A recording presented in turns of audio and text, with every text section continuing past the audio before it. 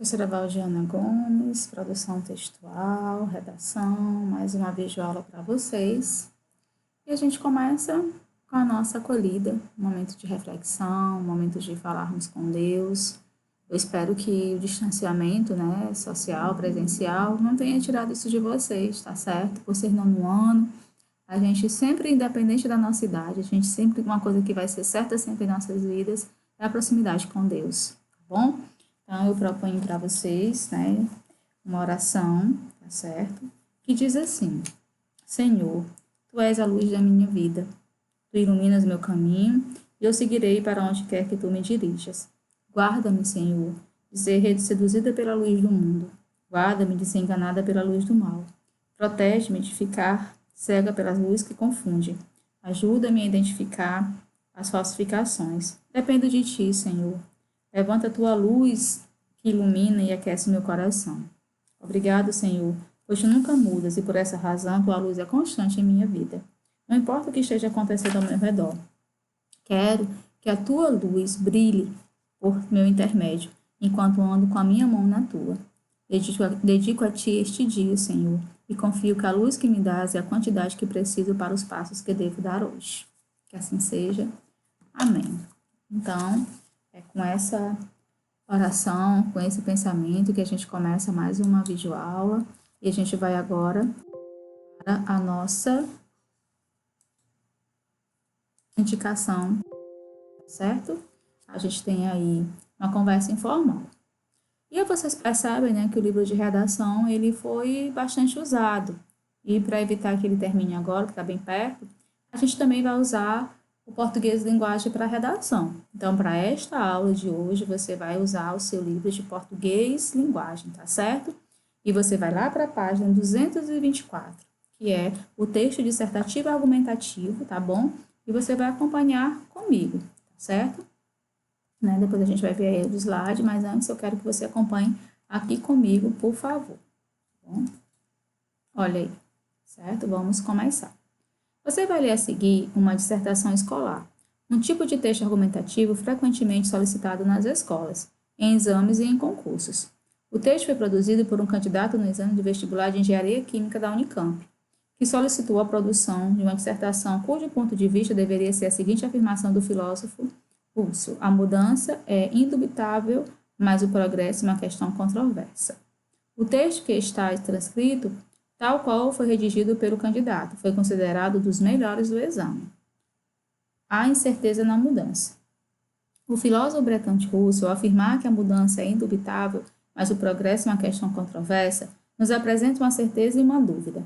A certeza se refere ao caráter dinâmico do universo no qual vivemos, e a dúvida nos atinge quando questionamos se tal mudança será benéfica ou não.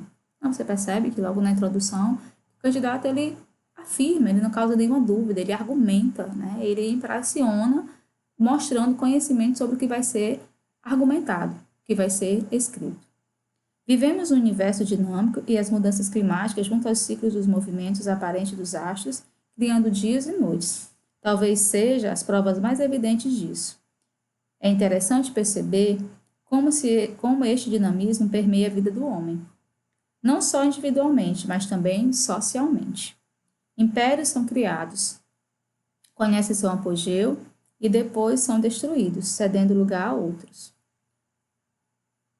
As formas de vida também sofrem alterações através do tempo, teoria da evolução das espécies de árvore e até mesmo os minerais, sujeitos à erosão e à ação oxidante da nossa atmosfera, se transformam em outras substâncias.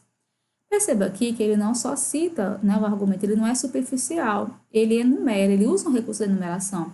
Ele diz vários tópicos, várias situações, quando ele diz, a teoria da evolução das espécies, os minerais, a erosão, ele vai argumentando, ele usa o recurso da enumeração para aprofundar a tese dele, para comprovar que o que ele está escrevendo, ele tem uma base argumentativa, ele não usa recursos da oralidade, você vê que ele não diz eu acho, eu aí, não tem, ele é preciso, ele usa mesmo, se faz uso do registro formal da língua, a gente percebe isso no texto, tá bom?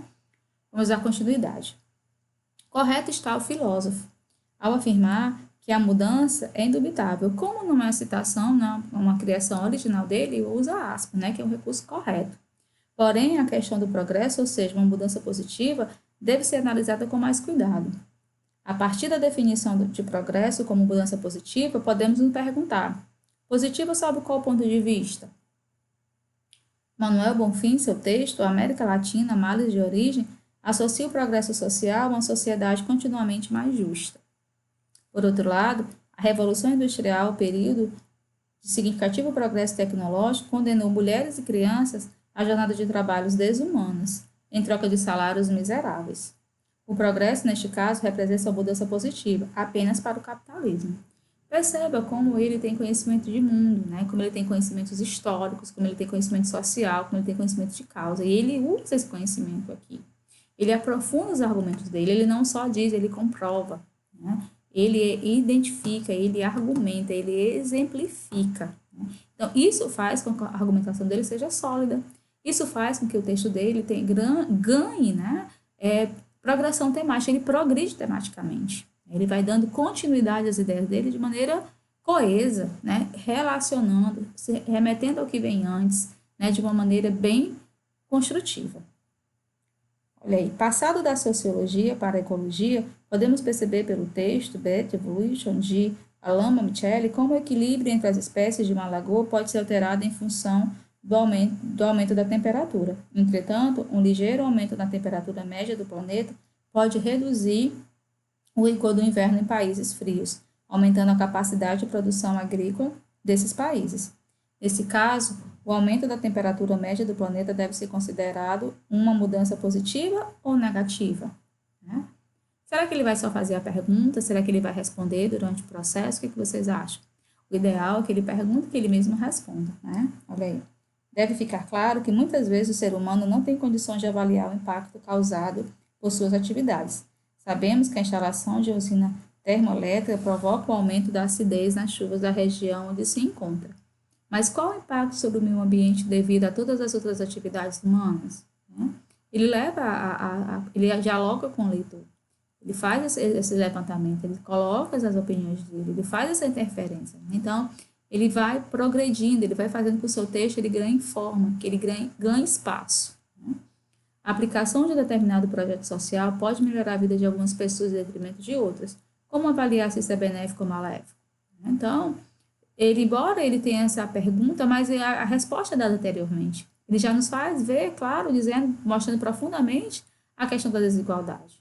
Então, ele acerta, ele contextualiza, ele aprofunda, ele argumenta, ele exemplifica, ele enumera, e ele faz uso da coerência e da coesão em todos os momentos, relacionando um parágrafo ao outro. Né?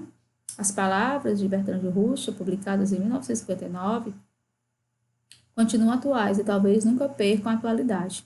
Talvez a humanidade deva continuar mudando sempre, e nunca saber qual o próximo passo.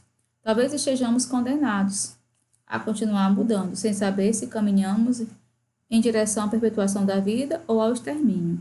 Talvez Herbert esteja certo e o progresso seja apenas parte da natureza, indubitável, sobre o que não se pode haver dúvida, incontestável. Aí aqui no quadrinho a gente tem aqui bem embaixo uma explicação. Nas escolas, tradicionalmente, tem se desenvolvido o trabalho com a dissertação, um tipo de texto que costuma ser exigido em exames de seleção, como concursos públicos, os vestibulinos e os vestibulares. A rigor, dissertar, certo, no ano, significa explanar um tema, desenvolver pormenorizadamente, que foi feito agora nesse exemplo, um assunto. Em princípio, não é obrigatório tomar uma posição diante do tema, porém, como os temas propostos quase sempre são polêmicos, o candidato geralmente é orientado para se posicionar, tá certo? E defender, né, seu ponto de vista. Em outras palavras, ele deve argumentar com argumentos precisos, sem dúvidas, sem marcas da linguagem oral, eu acho, né? Quem vai dar credibilidade? Firmeza, conhecimento de mundo, exemplos, né, palpáveis, históricos, pode buscar na história ou na literatura, tá certo? Por essa razão, estamos chamando esse tipo de texto de dissertativo argumentativo, certo? Aí a gente vem aqui para o nosso slide, né, antes de encerrar a nossa aula de hoje. Ó, o texto dissertativo argumentativo tem como principal característica a apresentação de um raciocínio, A defesa de um ponto de vista, o questionamento de uma determinada realidade. O autor se vale de argumentos, de fatos, de dados que servirão para ajudar a justificar as ideias que ele irá desenvolver. As três características básicas de um texto dissertativo são a apresentação do ponto de vista, a discussão dos argumentos, a análise crítica do texto. Por isso, pessoal, é importante a leitura, é importante que vocês acompanhem a atualidade. Não é só ter uma ideia, é preciso defendê-las. Não é só defendê-las, é argumentá-las, é sobrepô-las a um outro ponto de vista. Isso se faz, pessoal, escrevendo. Não vai existir uma receita fácil. É você desenvolver, é você treinar a leitura, é você treinar a escrita, é você recorrer aos elos coesivos, evitar repetições, organizar os parágrafos, é entender toda uma estrutura em que esse texto vai estar inserido e que ele vai precisar de você, tá bom? Uma redação dissertativa argumentativa pode ser escrita na terceira pessoa do plural objetivo ou na primeira pessoa do singular subjetivo. A objetiva é que será pedida em nossas redações. Na dissertação objetiva, o autor não se identifica com o leitor, já que os argumentos são expostos de forma impessoal, isto é, confere o texto uma ar de imparcialidade, embora se saiba que é a visão do autor que está sendo discutida. Esse procedimento, no ano, faz o leitor aceitar mais facilmente as ideias expostas no texto. Já na dissertação subjetiva, o autor se mostra por meio do uso da primeira pessoa do singular, eu, evidenciando que os argumentos são resultado da opinião pessoal de quem escreve, que não é muito adequado, né? Então, pessoal, a gente pede, né, para que você faça atividade do livro de português de linguagem, da 224 a 229, certo? Qualquer dúvida, entre em contato. E, mais uma vez, pedindo a vocês, não deixem, né, de ler ou de adquirir o seu livro quando a noite da passagem ao sol, certo? É um momento importante, é um momento em que você vai aprofundar, né, seu conhecimento literário, tá bom? Um abraço carinhoso e a gente retorna na próxima aula.